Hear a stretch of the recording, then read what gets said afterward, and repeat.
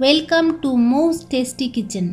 বন্ধুরা, আজ আমি বানিয়ে দেখাবো খুবই লোভনীয় রেসিপি পনির টিক্কা মশলা। একদম রেস্টুরেন্টের মতন স্বাদ এনে দেবে টিক্কা মশলা। সবাইকে খুশি করার মতন একটি ডিশ যা খুব সহজেই বাড়িতে বানিয়ে নেওয়া যাবে। আমার রেসিপিটি যদি আপনাদের ভালো লেগে থাকে তাহলে আমার চ্যানেলটিকে সাবস্ক্রাইব করুন এবং বন্ধুদের সাথে শেয়ার করুন এবং লাইক করুন। আমার রেসিপির সমস্ত আপডেট পেতে হলে আপনারা বেল আইকনটি ক্লিক করুন। প্রথমে আমি পনির টিক্কার জন্য উপকরণগুলো নিয়ে নিচ্ছি। 250 গ্রাম পনির নিয়ে নিয়েছি, বেসন নিয়ে নিয়েছি, দই নিয়েছি, পাতি লেবুর টুকরো নিয়ে নিয়েছি, রসুন বাটা নিয়েছি, ধনে গুঁড়ো নিয়েছি, লাল লঙ্কার গুঁড়ো নিয়েছি, স্বাদ অনুযায়ী নুন, আদা বাটা নিয়েছি, হলুদ গুঁড়ো নিয়েছি, বাটার নিয়েছি আর নিয়েছি জোয়ান। সরষের তেল নিয়ে নিয়েছি। পেঁয়াজ আর ক্যাপসিকাম চৌকো করে কেটে নিয়েছি। প্রথমে আমি পনিরটাকে চৌকো চৌকো করে কেটে নেব। একটু বড় বড় সাইজে কেটে নিতে হবে, যেটা টিক্কা হবে। দেখিয়ে দিচ্ছি, পনিরটা আমি একটু বড় বড় করে কেটেছি। প্যানটা গরম হয়ে গেছে, এখন আমি বাটারটা দিয়ে দিচ্ছি। এটা কিন্তু কম আঁচে করতে হবে। বাটারটা গলে গেলেই বেসনটা দিয়ে দেব। বেসনটা দিয়ে এবার আমি জোয়ানটাও দিয়ে দেব একসাথে।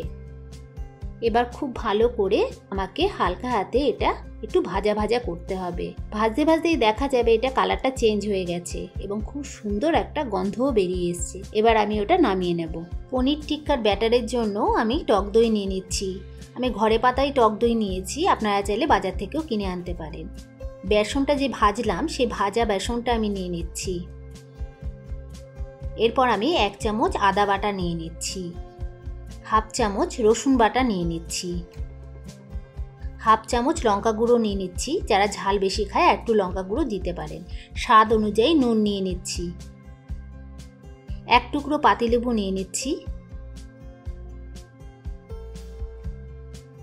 এরপর আমি খুব ভালো করে মশলাগুলো মিক্সড করে নেব। বেসনটা দানা দানা ছিল, কিন্তু সেটা খুব ভালো করে ফেটিয়ে নিতে হবে যেন বেসনটা পুরো দইয়ের সাথে মিশে যায়। খুব ভালো করে এটা মেখে নিতে হবে। এরপর আমি 1 চামচ তেল দিয়ে দিচ্ছি, যাতে ব্যাটারটা খুব মসৃণ হয়ে যায়। আপনারা চাইলে ঘি বা মাখন দিতে পারেন। আমি এখানে সাদা তেলই ইউজ করেছি।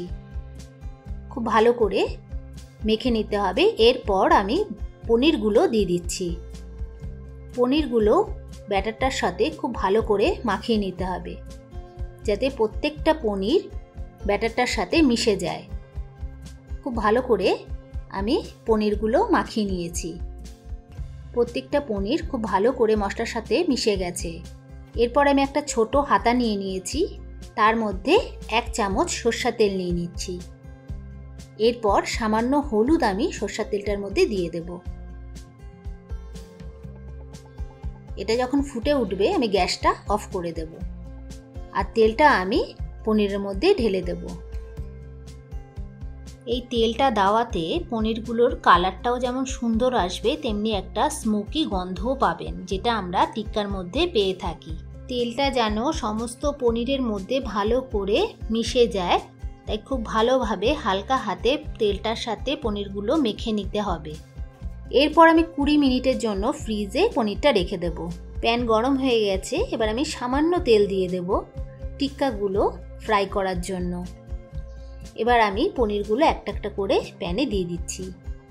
পনিরগুলোর গায়ে সুন্দরভাবে মশলাগুলো লেগে রয়েছে, একটুও ছেড়ে যায়নি। এবার আমি খুব হালকা হাতে পনিরগুলো একটু উল্টে দেব। এরমভাবে প্রত্যেকটা সাইড আমি খুব ভালো করে ভেজে নেব। দেখা যাচ্ছে খুব সুন্দর করে ভাজা হচ্ছে। এটা কিন্তু বেশি ভাজবো না, খুব হালকা হালকা করে ভেজে নেব। খুব ভালো করে ফ্রাই হয়ে গেছে। আমরা এরকম ফ্রাই অবস্থায়ও খেতে পারি। আমি কিছু ক্যাপসিকাম আর পেঁয়াজ এর সাইড দিয়েই দিয়ে দিচ্ছি। এটা কিন্তু বেশি ফ্রাই হবে না, জাস্ট একটু উল্টে পাল্টে নেব। পনির টিক্কা একদম রেডি। আমি এবার পনির টিক্কা মশলার গ্রেভিটা তৈরি করে নিচ্ছি। প্যান গরম হয়ে গেছে, এবার আমি 1 চামচের মতন তেল দিয়ে দিচ্ছি। ফোড়নের জন্য আমি সাদা গোটা জিরে নিয়ে নিয়েছি। জিরেটা একটু ভেজে নেব। জিরে ভাজা হয়ে গেছে, এবার আমি একটা গোটা পেঁয়াজ বাটা দিয়ে দিচ্ছি, সাথে রসুন বাটা দিয়ে দিচ্ছি, সামান্য নুন দিয়ে দিচ্ছি এবং খুব ভালো করে পেঁয়াজটা রসুনটা ভেজে নেব যাতে কাঁচা গন্ধটা না আসে। খুব ভালো করে ভাজা হয়ে গেছে, এবার আমি আদা বাটা দিয়ে দিচ্ছি। খুব ভালো করে মশলাটা আমার কষিয়ে নিতে হবে। এবার হাফ চামচ ধনে গুঁড়ো দিয়ে দিচ্ছি, হাফ চামচ লঙ্কা গুঁড়ো দিয়ে দিচ্ছি, সামান্য হলুদ দিয়ে দিচ্ছি। মশলাটা খুব ভালো করে কষিয়ে নিতে হবে। মশলাটা যেন খুব ভালো করে কষে যায় এবং তেল ছেড়ে আসে। দেখা যাচ্ছে মশলাটা খুব ভালো করে কষে এসছে। আমি হাফ চামচ চিনি দিয়ে দিচ্ছি, একটা গোটা টমেটো বাটা দিয়ে দিচ্ছি। আপনারা চাইলে টমেটো পিউরিও ব্যবহার করতে পারেন, এতে কালারটা আরও লাল আসবে। টমেটোটা ভালো করে মশলার সাথে মিশিয়ে নিতে হবে, খুব ভালো করে ভেজে নিতে হবে। খুব সুন্দর করে কষে এসছে মশলাটা। এরপর কাজু বাদাম বাটাটা আমি দিয়ে দিচ্ছি।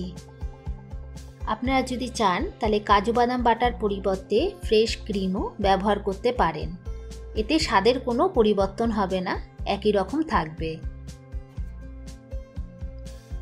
এরপর আমি হাফ বাটি জল দিয়ে দিচ্ছি। জলটা খুব সামান্যই দেব, কেননা এটার গ্রেভি হবে, ঝোল হবে না। এরপর আমি পনির টিক্কাগুলো আস্তে আস্তে গ্রেভির মধ্যে দিয়ে দিচ্ছি, সাথে পেঁয়াজ ও ক্যাপসিকামগুলোও দিয়ে দেব। খুব আস্তে আস্তে দিতে হবে, কেননা পনিরগুলো খুবই নরম, যাতে ভেঙে না যায়।